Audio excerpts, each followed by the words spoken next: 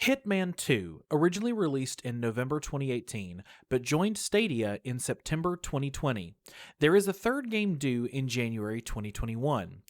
On Stadia, all three titles are played through Hitman World of Assassination, which acts as a launcher. As a result, the games are classed as add-ons. What's new in number 2?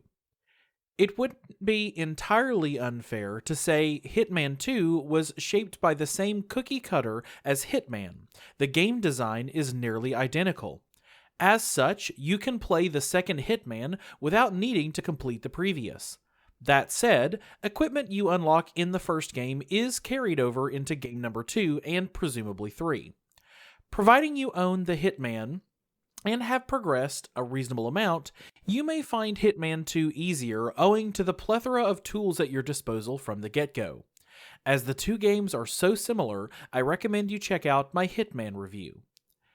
Hitman 2 brings us back into the world of follically challenged Agent 47, a highly trained assassin who will use any means necessary to dispatch his targets.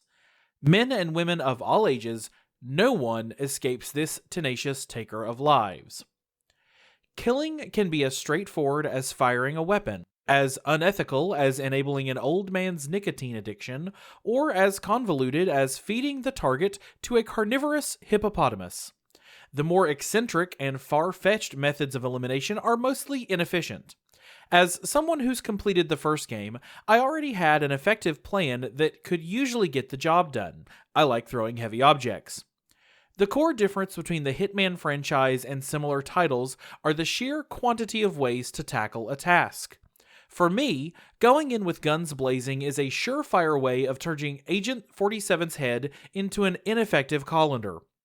However, that's not to say playing gun-ho is impossible, but most of the time it pays to plan ahead. When embarking on a mission or contract, the game offers a number of mission stories. A mission story is a step-by-step method of approaching the targets using a predetermined set of actions. These are usually the first thing you'll want to tackle, as the challenges can be highly specialized and grueling. Following a mission story is the best way to grow accustomed to enemy paths and behaviors, making it easier to tackle the challenges in a sensible group.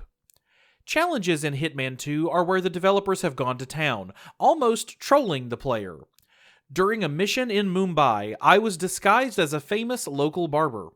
The challenge before me was to shave and be paid by 15 different men. However, my target came in rather early, so I seized the opportunity to strike and then continued with the rest of my reluctantly bearded clients. Fast forward 20 minutes, I've run out of customers and discovered I'll need to restart the mission if I want to complete the challenge. Why? Dead men don't pay their barbers.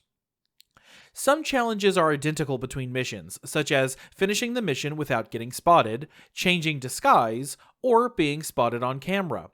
It's possible to complete a fair few tasks just by playing your own way. The first time I'd finish a mission, I'd also manage to complete 15 or so challenges. The equipment unlocked in Hitman 2 is largely pointless if you've completed the first game. There are a couple of exceptions, like the micro-explosive and the electrocution phone, but otherwise there's no difference between the lockpick and the lockpick Mark II. However, you'll still try to unlock it all because, why not? Not only can you unlock new gadgets, but you can dress up Agent 47 in a number of costumes and disguises. Understandably, some areas won't be open to the public or assassins, with the best way to gain access being by dressing up in the appropriate outfit and hiding in plain sight. It's not all that straightforward though, as some NPCs, known as enforcers, will know you're a wolf in sheep's clothing and either report you or attempt to stop you. The difficulty impacts how many enforcers are present in the mission and how quickly they become aware. The story in Hitman 2 is the weakest aspect of the game, but it doesn't really matter in the grand scheme. You don't play Hitman for the story, you play it for the careful planning, execution, and quick thinking required when it goes belly up. For me, being able to ignore the story and focus on the gameplay was a massive bonus. The lack of distraction helps propel the game's replayability so far. It falls under the sandbox genre. Not to mention, seeing the guards repeatedly drag body bags away from the public eye, yet not taking the decision to close the building to the public filled me with sheer joy. I could not stop laughing when a caretaker continually electrocuted people because he kept switching a socket on. It shorts out when someone is electrocuted by it. The engaging gameplay of Hitman 2 allowed me to completely disregard the story, sorry IO Interactive, and focus on enjoying what was in front of me. Hitman 2, like Hitman, has 6 missions in total, which can be played in any order, despite the recommendations to complete them consecutively. The locations are larger, heavily detailed, and more populated than the previous game, which is one of the biggest changes I noticed during my time with Agent 47.